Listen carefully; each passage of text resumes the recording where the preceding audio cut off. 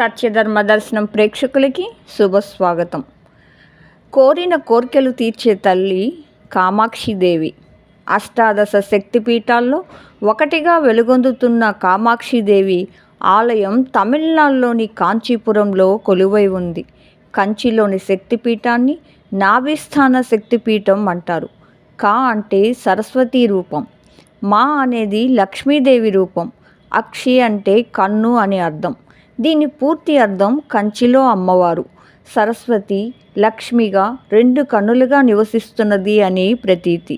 ఈ దేవి అనుగ్రహాన్ని పొందాలంటే లలితా సహస్రనామం జపం జరపడమే అనువైన మార్గం. దేవి కంచిలో మట్టితో చేసిన శివుని విగ్రహానికి పూజ చేసేదని, అప్పుడు శివుడు పెద్ద అలలతో కంబనది రూపంలో వచ్చాడట.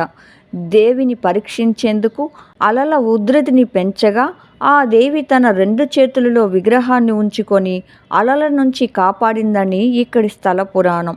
దేవి సూది మనపై కూర్చొని పంచాగ్నుల మధ్య నిలబడిన శివుడిని పూజించగా దానికి సంతసించి ఆమె ఎదుట ప్రత్యక్షమై వివాహమాడినట్లు ప్రతీతి. కామాక్షిదేవి ఆలయాన్ని గాయత్రి మండపంగా పిలుస్తారు. ఇక్కడ అమ్మవారు శ్రీ కామాక్షి, శ్రీబిలహాసం, శ్రీచక్రం అనే 3 రూపాలలో దర్శనమిస్తారు. ఆలయంలోని అమ్మవారి విగ్రహం పద్మాసనంపై కూర్చున్నట్లు మలిచారు. దేవి తన చేతులతో పాసం, అంకుశం, పుష్పబాణం, చెరుకు గడలతో దర్శనమిస్తుంది. ఈ రూపంలో ఉన్న అమ్మవారిని దర్శనం చేసుకుంటే శాంతి సౌభాగ్యాలు లభిస్తాయని భక్తుల నమ్మకం. ఇక్కడ అమ్మవారు చాలా ఉగ్ర రూపంలో బలి కోరుతుండడంతో ఆదిశంకరాచార్యులు అమ్మవారిని ఉగ్రత తగ్గించేందుకు శ్రీచక్రాన్ని ప్రతిష్ఠించారని చెప్తారు. ఇక్కడ శ్రీచక్రానికి పూజలు జరుగుతాయి. అమ్మవారిని ఈ దేవాలయ ప్రాంగణం వీడి వెళ్ళొద్దని ఆదిశంకరాచార్యులు అభ్యర్థించిన కారణంగా ఉత్సవ కామాక్షి ప్రాంగణంలోనే ఉన్న ఆయన అనుమతి తీసుకొని ఉత్సవాలకు దేవాలయ ప్రాంగణం నుంచి బయటకు వస్తుందని మరో కథ ప్రాచుర్యంలో ఉంది. ఈ కోవెల ప్రాంగణం చాలా విశాలంగా ప్రశాంత వాతావరణంలో నెలకొని ఉంది.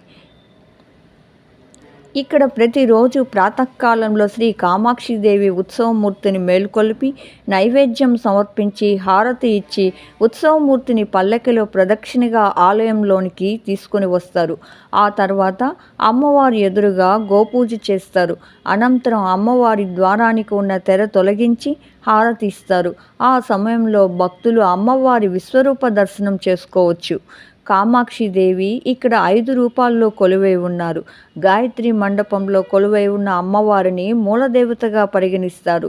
ఈ మండపంలో 4 గోడలను 4 వేదాలుగా, 24 స్తంభాలను గాయత్రి మంత్రంలోని 24 అక్షరాలుగా భావిస్తారు. తపో కామాక్షి, అంజనా కామాక్షి, స్వర్ణ కామాక్షి, ఉత్సవ కామాక్షి అనే మరో 4 రూపాల్లో ఇక్కడ దేవి కొలువై ఉన్నారు. అమ్మవారికి పౌర్ణమి రోజున నవావర్ణ పూజ, ప్రతి బుధవారం చందన కాపు పూజ, చందనాలంకారం, రోజు 3 సార్లు అభిషేకం నిర్వహిస్తారు.